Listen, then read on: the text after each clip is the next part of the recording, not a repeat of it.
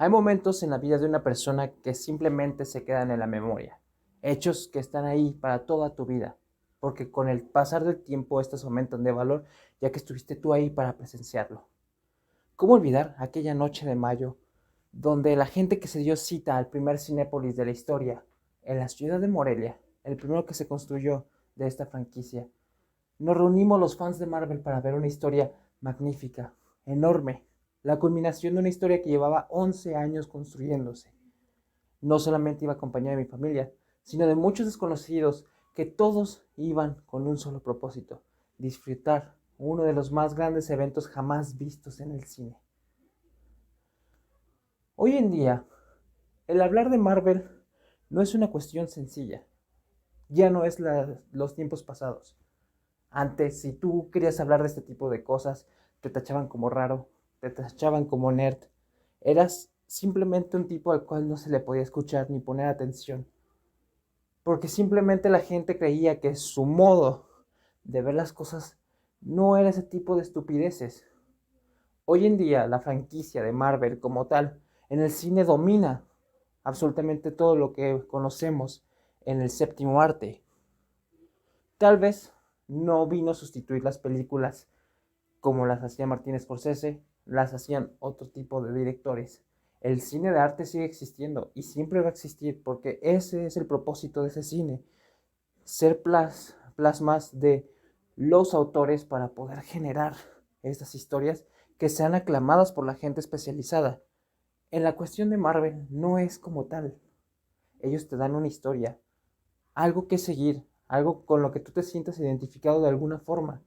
Tal vez no son las mejores películas del mundo, evidentemente no tienen la mejor producción siempre, pero la historia te atrapa, los personajes, las personas que la dirigen, uno se logra identificar con actores, con algún héroe.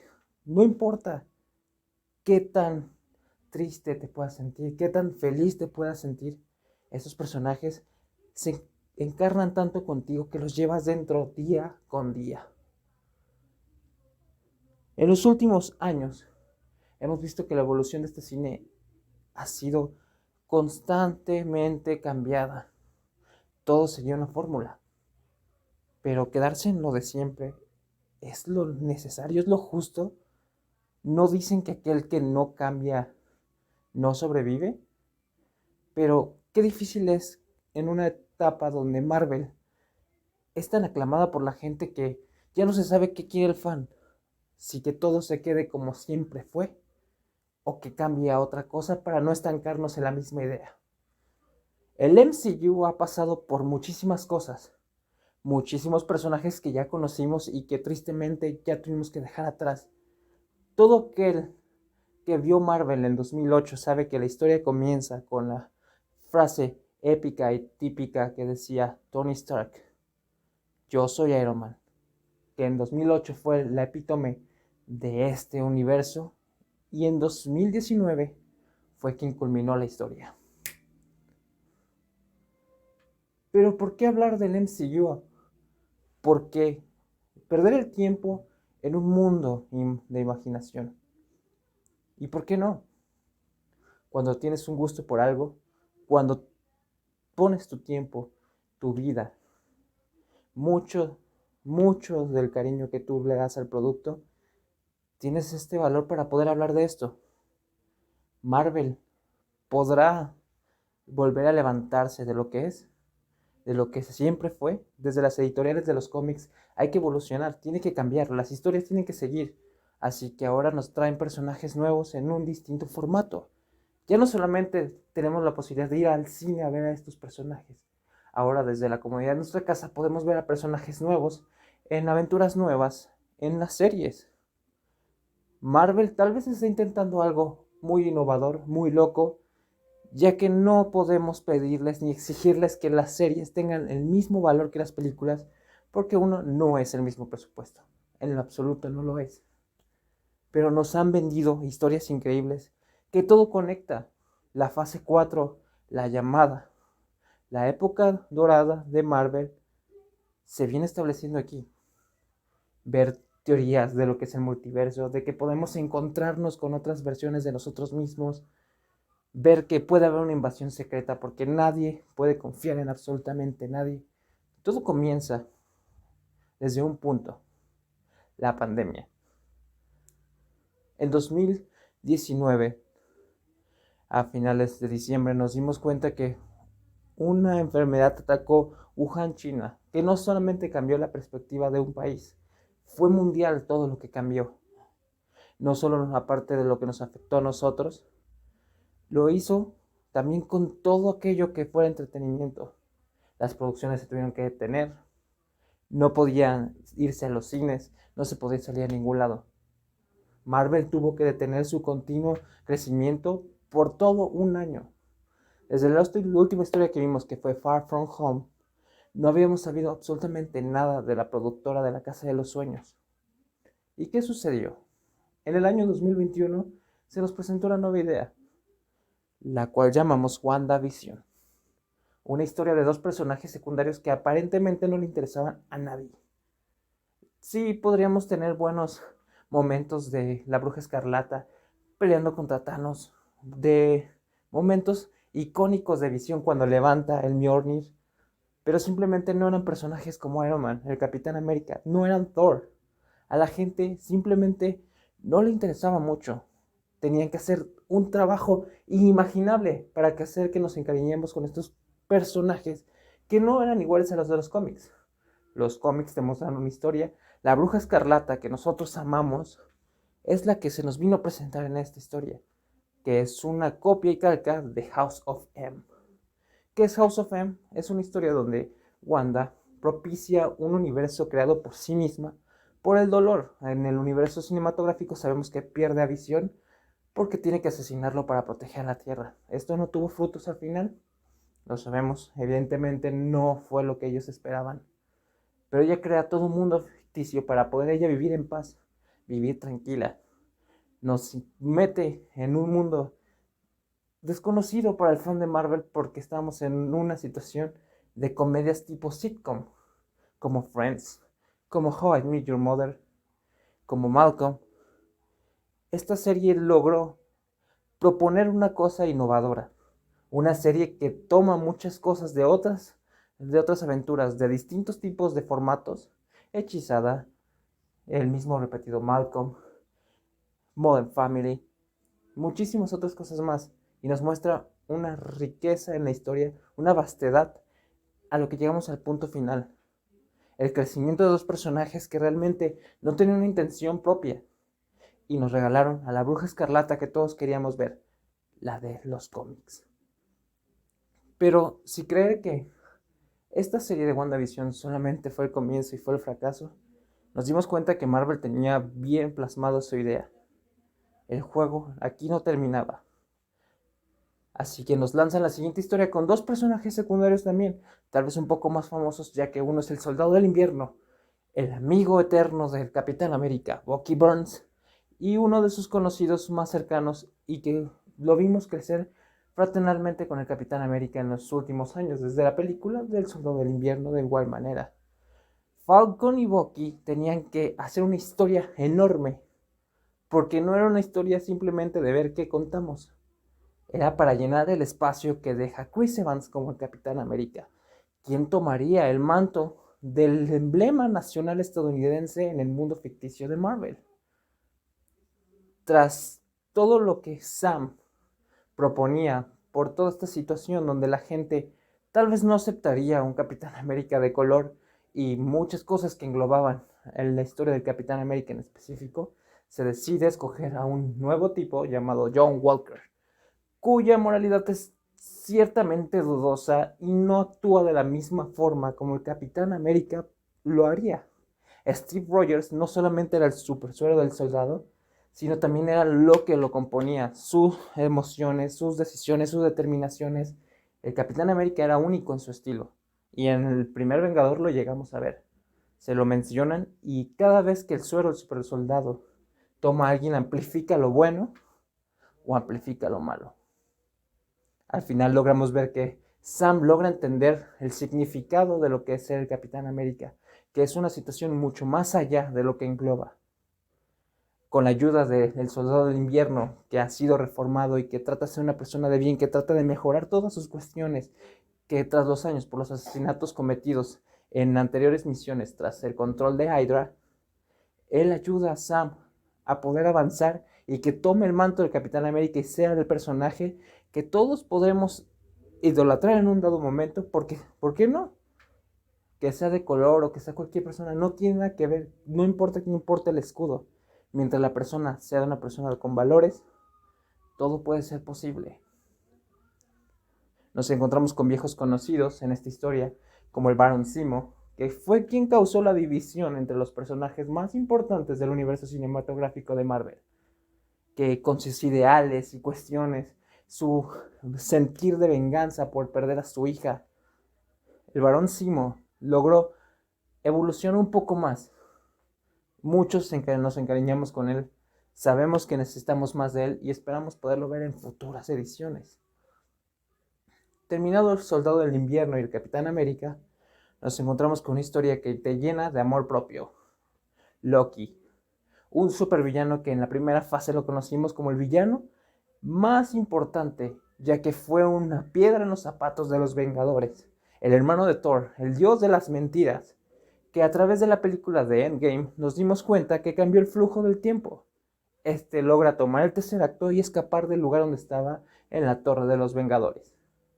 Esto genera una nueva línea del tiempo, una línea de tiempo que no iba a ser soportada por aquellas personas que toman el emblema de la TVA, que están dispuestas a cambiar y corregir todas las sucesiones de tiempo que no sean pertenecientes a la que estamos viendo y las podan para poder volverla a regresar a donde ésta tiene que ir.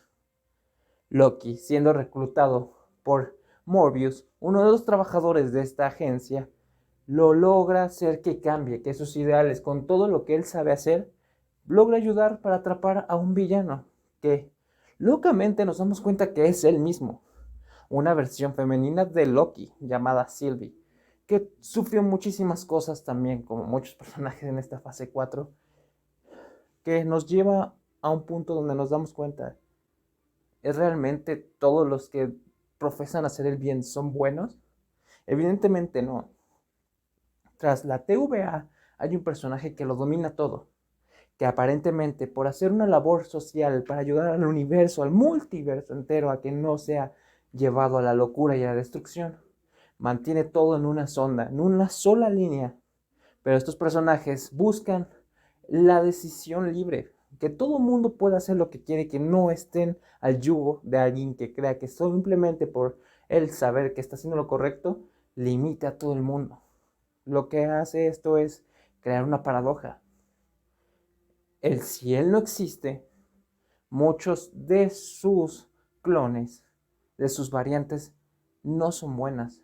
Y evidentemente al crear ramificaciones de toda esta línea temporal, podrá crear una masacre total, lo cual nos va a conllevar a un suceso aún más grande en un futuro, el cual no ahondaremos en este momento. Loki nos presenta toda esta situación del multiverso y comienza la primera pizca de los daños que puede ocasionar hacia el futuro del universo cinematográfico de Marvel. La siguiente historia nos propone algo más sobre el multiverso. Muchas animaciones sobre qué pasaría si sucesos que nosotros conocemos hubieran pasado de manera distinta. Es una manera clara y concisa de darnos cuenta que las ramificaciones ya existen, porque en un multiverso todo es posible. Pero no nos detenemos ahí, hablamos de muchas series, pero las películas no se detienen. Regresando a los clásicos de nuestros personajes favoritos del Big Six de los Avengers, Black Widow estrena su película. Una película que en solitario que se siente muy, pero muy atrasada a su tiempo.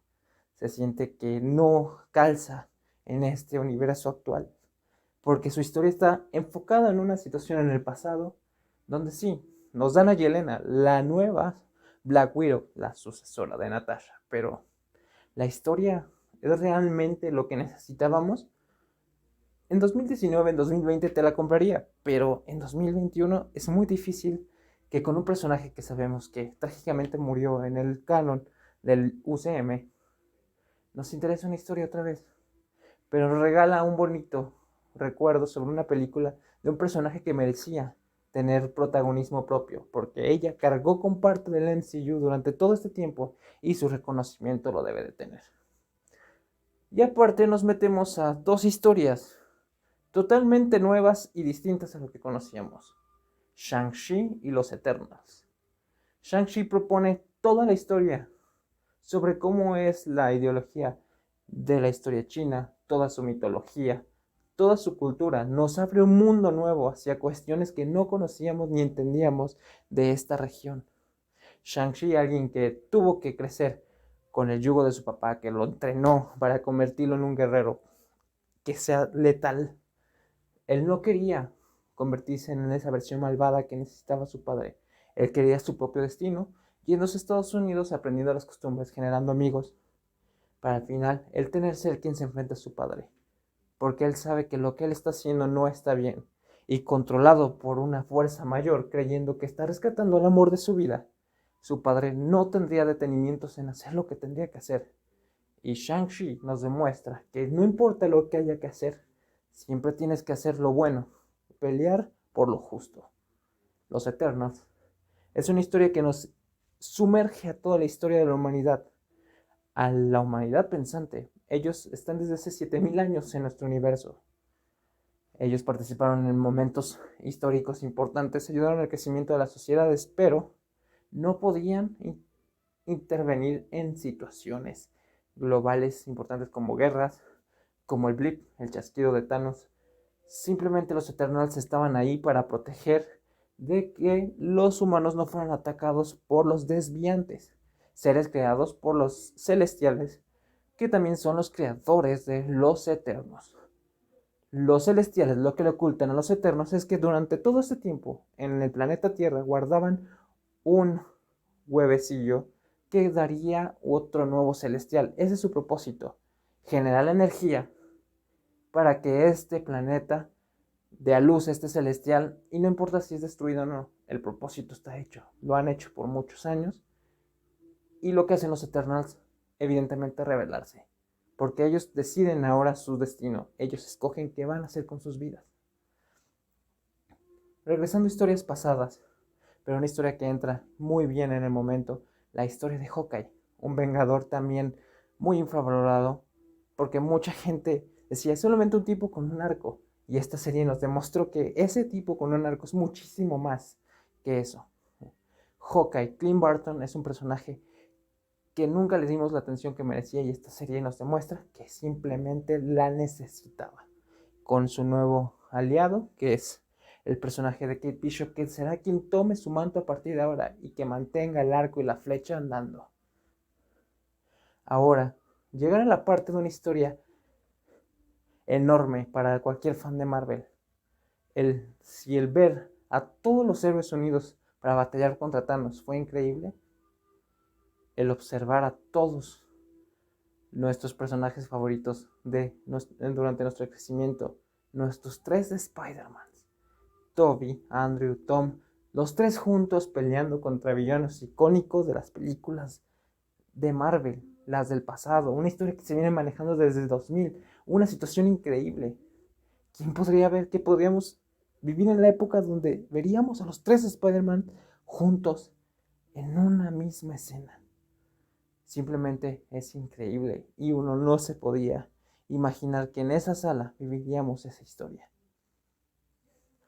Aunado con todo lo que puede ser el MCU ahora mismo, con todas las historias que faltan por ocurrir y lo que estamos a punto de vivir, creo que en la conclusión posible que se le puede dar a todo esto es que Marvel no se estancó, está evolucionando, y es lo que pedíamos. No vivir las mismas historias, porque si yo quisiera ver esas historias, me regreso a ver las películas como Iron Man, como Thor, como Los Vengadores, como Era de Ultron, Civil War. No, el evolucionar es bueno, el hacer un cambio es bueno, en proponer la unión de distintas historias, de distintas culturas, hacer más rico lo que es el MCU y no estancarse simplemente y vivir a ver de si el formato que ya tenemos nos va a funcionar. Simplemente no es la historia que queremos contar. Como fan de Marvel me siento orgulloso, totalmente feliz de que puedo vivir en una época donde todas estas historias se van a hilar como si fuera un cómic en movimiento. Y yo creo que en propósito, si alguien debería tener todo este crédito, es Kevin Feige, el director del MCU, de Marvel Entertainment, ahora de todo lo que le pertenece a Marvel. Vamos a ir viendo si este futuro lo merece. Es por él y por lo que creó Stan Lee que estamos aquí ahora hablando de esto. Y si el MCU logra seguir como está, le esperan cosas magníficas. Así que les agradezco mucho su atención y que pasen una buena noche.